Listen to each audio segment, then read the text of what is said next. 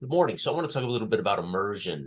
One of the things Dell and I talked about a little bit in our podcast conversation. Uh, Years ago, we were going to have a conversation. I believe Scott Welker was going to moderate a conversation with Sam and Ivan and I, and might have been Anthony as well. We were going to talk about immersion. We were going to talk about what that is and why it's necessary, or is there even such a thing, right? And there is. For those who've done the research, the best book I can recommend for understanding immersion is a book called Flow by two brothers, doctors. I can't remember the strange last name, or not strange. I shouldn't say strange.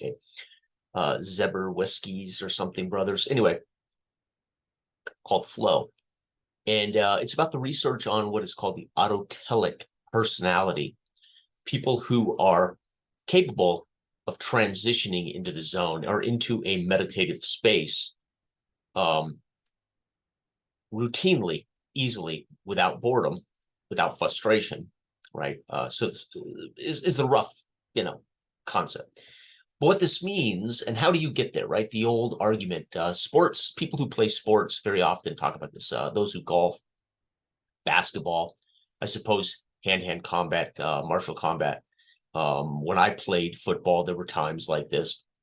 When I've done other things where your level of competency matches the level of challenge, you can get into the zone, right? This immersive place in which you are not thinking about what you're doing, right? You're actually not thinking about the process.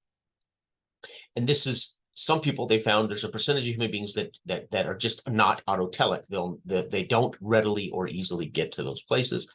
And then there's another portion of the population that can very easily get into that space. And they did this by looking at all kinds of jobs and careers and investigating and interviewing and polling employees, workers. And there were some on a assembly line that wouldn't last long, right? Well, which workers could work 20 years on an assembly line doing the same thing every day, right? Type of thing. And what did it take for those people to be happy in those jobs and maintain them? Well, if they were capable, when their competency matched the challenge, they could get into a meditative state, and it wasn't boring for them, and it wasn't work for them. It was just it was a process. And some people can't get there at all, right? They get bored easily, or their competency is too great for that to be, So, you couple somebody's competency with the challenge, right? Great basketball player, Michael Jordan, would often talk about disappearing into the zone at the end of the night. He couldn't recall all the details of what he did, but he might drop 38 points and dominate a game, but have very little recollection of it because he went into this state. But it's because Michael Jordan's talent level, his competency matched the actual challenge. Therefore, he could get there. And so, how do you recognize this? If you're frustrated, then your competency isn't of a level, you're not competent enough to get into that space. So if you're frustrated, two things: either something's too hard for you, or you're not yet competent enough to reach that level of challenge. If something's too easy for you, you're going to grow bored, or you're not going to ultimately achieve it because it's too easy, right? It's pointless for you. So I've talked about immersion and role playing from the first person perspective. As a character, first person perspective is always easy for me, et cetera, et cetera. But what I'm really talking about is not whether a game is simple, or whether a game is rules light, or whether a game is mechanical. That's why I say you can get immersed in math, you can get immersed in Sudoku, you can get immersed in chess, you can get immersed in war games with very good and competent opponents, in very sophisticated multi-tiered war game rule books. But you're only going to find that immersion and that I would say that level of when you are competent enough to do it without constantly thinking about the rules, right? Without having to reference the rules, or without having to go, how do I abstractly transition from my narrative to the players and then to the actual mechanic, without it looking clumsy or being confusing? Or did I transition out of the narrative of what I'm telling the player into a mechanical device, and I did it in a way I didn't follow the proper procedure, therefore it's clunky and it's backwards. I mean, I might actually make the roll for them being lost before it's necessary for them to make the roll to be lost. So, again, so mechanics, yes, the lack thereof can allow us to immerse in the sense that we only have to worry about what we're thinking and feeling as a character in a role-playing game, for instance, and very rarely are we interrupted by the simple reality of flipping a coin. Heads, my character is successful at driving the car across town in traffic to lose the bad guy, or tails, my character will ultimately fail, wreck the car, and be captured by the bad guys. Whether we're using a coin, the mechanic is right. It's that simple, but it's the level again of my competency. So I can get to that same state of immersion if I have the game mastered, right? Game mastery, right? If I have, you can become so good at a thing, regardless of its depth of mechanics, and find immersion, right? Easily. Not everybody, and again, this can be affected by the number of people at the table. I've got 6 people at the table. 2 of them are masters. The other 4 learning the game. 2 of them haven't even role played before. I mean, you're going to have a different experience at the table, all told, as a player or GM, right? Depending on the conversation. That, my favorite line from Travelers 1981 hardback black book that I own and was able to get from Wayne's books. My favorite line in that book is, role playing is a conversation between the players, or the referee and the players, because I feel that's the sweet spot the game should be in for the perfect session or for the perfect group. And what I mean by that is, for it to be conversational gaming or conversational role playing, everybody has to have the same level of competency. They have to enjoy the game for the same reason. They have to like the genre. They have to understand the rules. But if we're all in a conversation, that means we are all fluent in the thing, whether it's understanding the IP, whether it is recognizing the atmosphere, whether it is realizing the subtle details of the genre, and then, of course, the application of the rules when they must be applied. And we can get complete immersion. And I don't mean delusional, I'm first person, I am my character. I don't mean a delusional acting. I'm not talking about pretending on a level. You can completely be you can completely differentiate yourself from your character and still be completely immersed in what is being conversed, the conversation at the table. You ultimately become completely immersed in the concentration of the game and not be in character, right? And I think this is where this is where I think many of our conversations over the years in our community.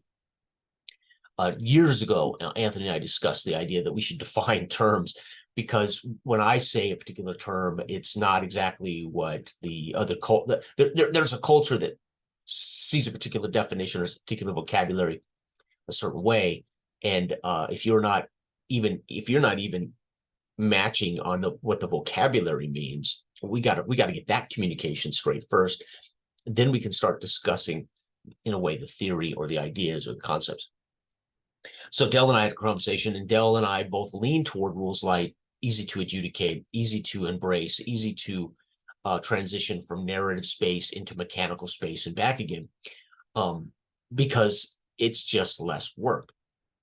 And because we don't play a particular game long enough to master it, right? I mean, my 2D20 experience was fantastic, but there was no way we were going to master. I think we had 13 sessions of Star Trek Adventures, maybe.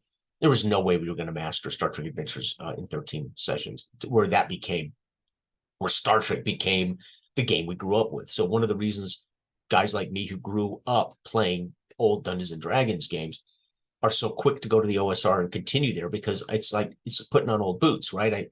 I don't have to worry about it, right? I can slip on those boots, put on that ball cap, and I'm there, man. It's the same as football. It's the same as whatever your competencies are in your career. Some things are just easy because your competency equals the challenge. Your competency level is at a level in which you can master anything that occurs in the game without a problem, right? And as a GM, of course, you're trying to facilitate a game for multiple personalities, multiple human beings, all of which may be at different competency levels or may want a different vibe, right? So you hope when you pick a system matters. And everybody at the table comes there understanding why you've picked that system, not just that genre, but that system. They all want that feeling. They all want to experience that game system. We're already well on our way to a better session. If somebody comes to the table expecting what you get from the OSR as a player or GM, and they're playing a game like 2D20 Conan, they have an obstacle to overcome, right? So I think this is why people find their favorite engines, their favorite games, and they stick to them because they want this to be R&R. They want this to be relaxing. They want this to be a comfort zone. It's Tuesday night. I've got so much time in my free time, away from my family, away from my career, away from sleep, whatever it is. And you're going to want to sit down with friends and you're going to want to enjoy yourself. Fun is, again, all of these things are subjective, right? My fun is different than Joe's fun, et cetera, et cetera. We can all be having a version of fun, but you want to enjoy the time. It's getting away time. It's fantasy time. It's escaping your modern world time, or whatever it is. Or for some of us, it is the most. As a hobby, it provides me with so many things. Social, obviously, communication, problem solving, critical thinking, enjoying actively my favorite genres, right? I could read fantasy novels, or I could become a character in a fantasy world, or I could prepare and run a session to provide that space for other people. And so for me, it is the thing I enjoy doing the most when I have free time. I will pick gaming and role play gaming with other human beings before I would choose anything else. It's the thing I enjoy to do the most. So anyway, but I thought about this concept of immersion, right? What is immersion? Well, you could be immersed and have nothing to do with being in character ever in a game, right? You can be completely in concentration. You can be completely in focus and it not have anything to do with pretending to be a character or being in a world.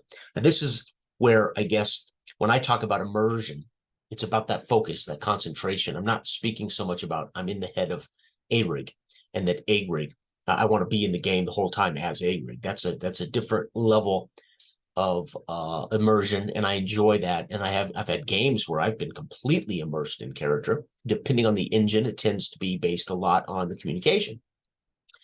When there's less of the conversation is about mechanics or rules, it's easier for me to stay in the head of a character, right? Because my action of piloting the spacecraft occurs with a conversation and a simple mechanical adjudication, where we take it to the pass fail, or we take it to the fail forward, whatever the mechanic to resolve the failure or the success to the next level, with very little stopping to perform mechanical tasks, right?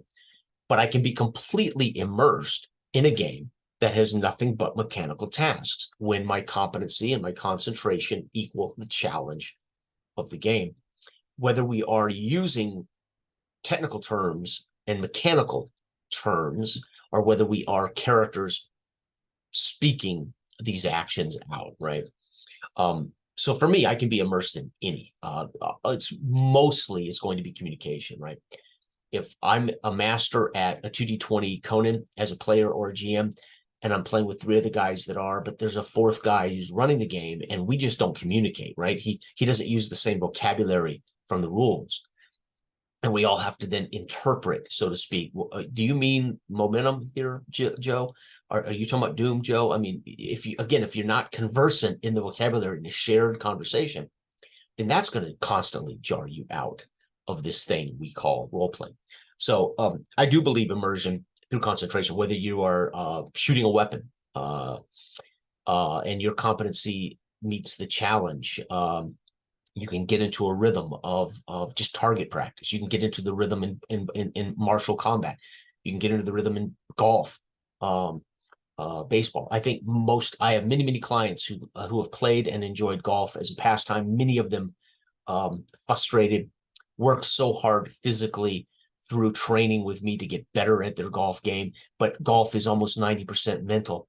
And no matter what you do for their muscles, no matter what you do for their balance, no matter what you do for their technique, and they have golf instructors to help with technique, it's their actual competency doesn't meet the challenge, so they're forever frustrated in the results, and rarely do they get into the zone in, say, golf. Right?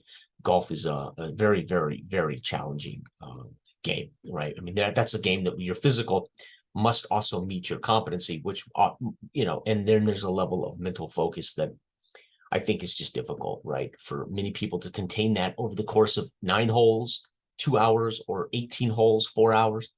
So anyway, these things are still true, even if you're piloting an aircraft, you're piloting a car, we often, I don't know, many of us, an example of Autotelic is I drive to work every morning, same route, and very often I come out of it and I go, wow, I don't even remember driving to work. It's become so, because my competency surpasses the challenge of going from my front door to my job, and I take the same route every day. And very often literally your left brain, right brain, one side of your brain is managing the drive while the other side of the brain is daydreaming, and you don't even realize you've driven to work again without thought. Right? And there we go. That is autotelic. That's the example of immersion or autotelic. So anyway, that's that. And I just want to talk about that because Dell mentions immersion a few times in our conversation today, and so do I. But I thought it would be interesting to actually define, for me, what that means, and I think how it's achieved, and why it's very often not achieved, and why very often people like rules like games that just don't get in the way of the conversation. The mechanics are easily adjudicated and brought forth for the players in a conversational way, whether we are in character or not. And communication, especially theater of the mind, whether we're using tabletop, minis, etc., there's a transition there into obviously tactical, because we're looking at maps and minis, and we're making illegal moves in maps and minis. If we're doing it like I very often do, either live or online in a theater of the mind way, then communication is big, because I'm saying it's 30 feet away, but I could be thinking 30 feet up to reach it, and David is thinking, you mean 30 feet walking across to a statue. So how I communicate, well, it's 30 feet above your head, right? As better communication than it's 30 feet from you, right? So that conversation allows us to either stay immersed, or it's going to cause confusion, and we're pulled out of immersion. As David says, do you mean above my head or across from me? Right? Now we're not immersed anymore, right? David has to clarify because I miscommunicated, or I did not communicate well enough. So theater of the mind can be even more of a theater. The irony is theater of the mind can be as big a hindrance as multiple mechanical places, right? Because if we have to constantly recommunicate or make sure we're on the same, that can be just as mechanical and jarring as saying it's time to roll this, or it's time to draw that, or hey, you're going to have to do this and this and this first. So let's start first, initiative, then attack. What are you doing? Right? The more we discuss those phases of the procedure for OSC, the less immersed we're all going to be in the combat, as it becomes administrative work to get through combat, which again, based on the tactical strategic level, the challenge and the mastery, that can be immersive, right? But in a different way.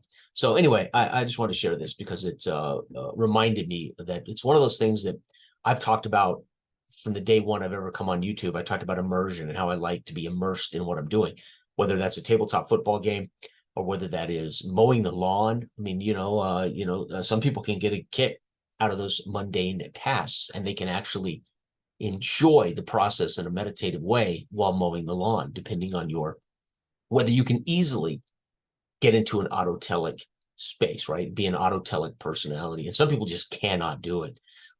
It's a percentage of people who cannot, right? So anyway, it's kind of like visual. I mean, I can't remember the term now, but some people literally don't see pictures in their head.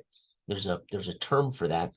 I do. I can see pictures, I can see words, but some people don't see images.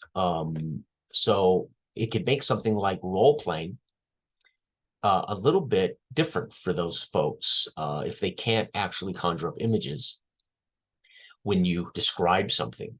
I cannot imagine whether that is a bigger hindrance, because so that means they're literally listening to your words versus creating an image in their head. And I can't remember there is an actual technical term for that percentage of the population that cannot see images, right, in their head. They can't imagine an image, right? So much as again, there's a term for it. I wish I could remember, but so all this stuff plays into whether people enjoy reading, right? Because it becomes literal. When you're reading and you can't conjure an image of something in your head, it's literal. Dog means dog. You don't actually see an image of a dog. A dog means a dog. And so you see the word and you know what a dog is, but you don't actually pull up an image of what a dog looks like. That to me is difficult to understand because I do see images. I do conjure images, right? So what would that mean to a role-playing person, a player at a table where the GM does this amazing description of the gate? For that person, it's all literal. They aren't actually seeing the point in why I'm describing, so I guess I could over-describe and tell you it's green, mossy, right? So the more words I put into that description of the gate might be more immersive to people who can't conjure up an image of it, right? This is why some writers write maybe with more detail. Some writers, again, I'm a Hemingway guy. I like clear, concise writing that allows me to communicate the reality of it. Let people put to it what the meaning is, so to speak, or the detail is. So, all right, everybody out there, have a great week. It is Monday. We're playing tomorrow night Simba Room. I'll be running a part 2 of our last session of Simba Room. I am on April 29th on Saturday. I'm going to try to run Those Dark Places for anyone in our group that's wanting to experience those dark places.